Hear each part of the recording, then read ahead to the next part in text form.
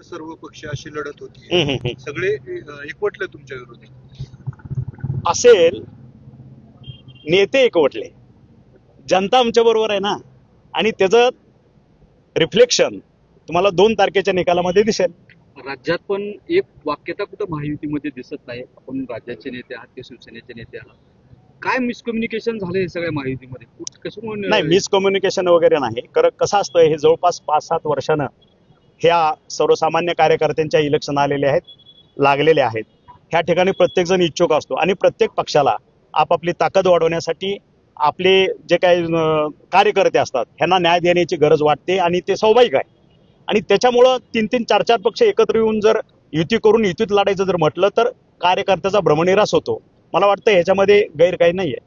ज्यावेळेस तुम्ही राष्ट्रवादीवर टीका केली की सत्तेशिवाय राहू शकत नाही, त्यावेळेस प्रतिटीका अशी झाली की मंत्रीपद न मिळाल्यामुळे तुमची अस्वस्थता आहे, या पद्धतीनं तुमच्यावर टीका करण्यात आली.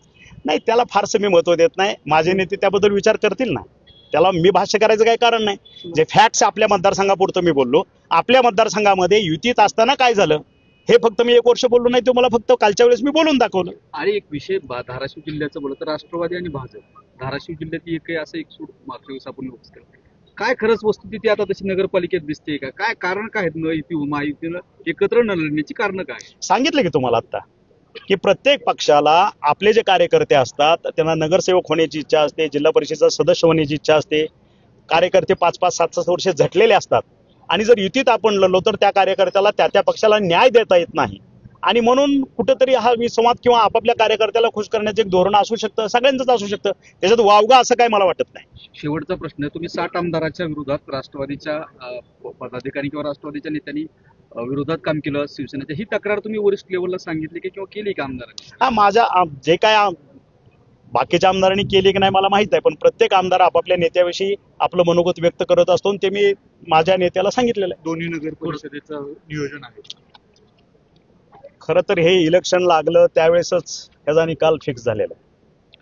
कारण माझे दोन्ही पॅनल, परांड्याचा असेल किंवा आपल्या भूमचा असेल, दोन्ही ठिकाणी अहोरात्र झटणारे आमचे लोकप्रतिनिधी आहेत, माझे नगरसेवक आहेत. आणि बघितलं असेल तुम्ही गेल्या 3-4 वर्षामध्ये भूमचा आणि परांड्याचा ज्या पद्धतीने विकास झाला, शेकडो कोटीचा निधी त्या ठिकाणी आपण ह्या शहरासाठी खेचून आणलेला आहे. विकासाचं पर्व सुरू झालेलं आहे आणि लोकांना राजकारणापेक्षा विकासाच्या दिशेनं जाणारं नेतृत्व हवं असतं. हे तुम्हाला येत्या हे इलेक्शनमध्ये, ह्या नगर परिषदेच्या इलेक्शनमध्ये हा मतदार राजा कोणाबरोबर आहे हे तुम्हाला दिसेल.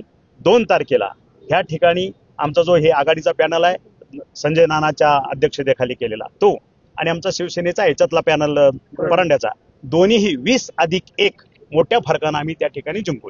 साहेब, तुम्ही मागच्या वेळेस दौरा केला होता आणि राष्ट्रवादीवरती टीका करण्यात आली. आजही त्या राष्ट्रवादी केलेल्या टीकेवरती तुम्ही ठाम आहात? नाही, माझं त्या टीकेवरती ठाम असायचं कारण एकच आहे, आम्ही युतीत लढलो.